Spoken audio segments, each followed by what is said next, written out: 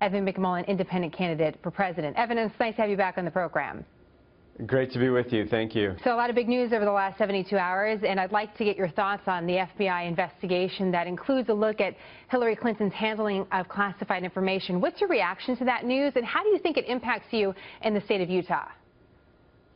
Well, my bigger reaction is just that this is nothing new. So what are we going to find out? That Hillary Clinton is extremely corrupt?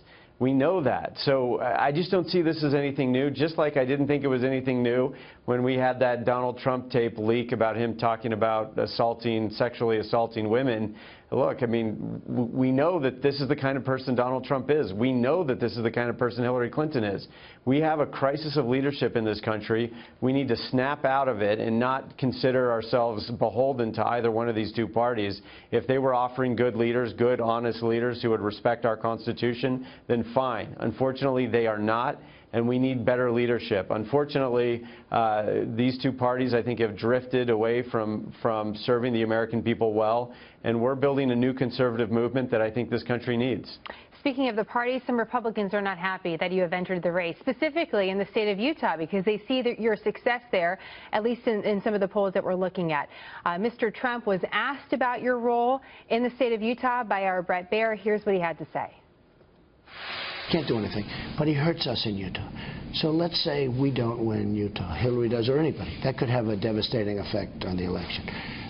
There's no reason for it. Because if for no other reason, we are picking Supreme Court justices. Forget about everything else. If the incredible people of Utah, they're incredible people, if they go enough for this character that's running all over the state, and we lose the state of Utah, that's devastating. Because that means we're probably going to lose the Supreme Court of the United States for 60 years. By that time, it won't matter, because at the end of 60 years, we won't have a country left. Evan, what's your response? Well, first of all, he's losing Utah, the reddest state of all, because he is a weak leader, because he is not a real conservative, because he's hardly a real Republican. You can only blame yourself if you're in Donald Trump's position with hundreds of millions of dollars and a party at his disposal and still losing Utah. The polls say that we're either tied, the most recent ones were either tied or leading.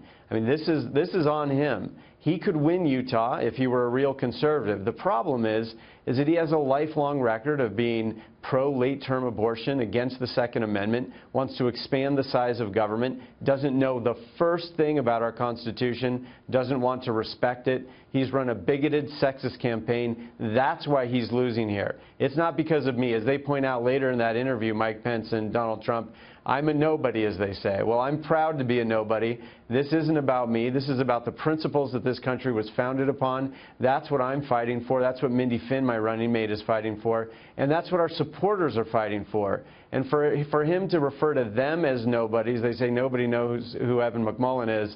Well, there's somebody, and they're the people of Utah, and there are people across the country who are supporting us. And I think Donald Trump needs to own that and make some changes in his own campaign and with himself personally if he hopes to compete. So a lot and Jenna, I would say one thing about the Supreme Court. Yes. How on earth can we trust Donald Trump with the Supreme Court? This is a man who has supported partial birth abortions. This is a man who said his sister, who's a huge pro-choice liberal, would make a phenomenal justice.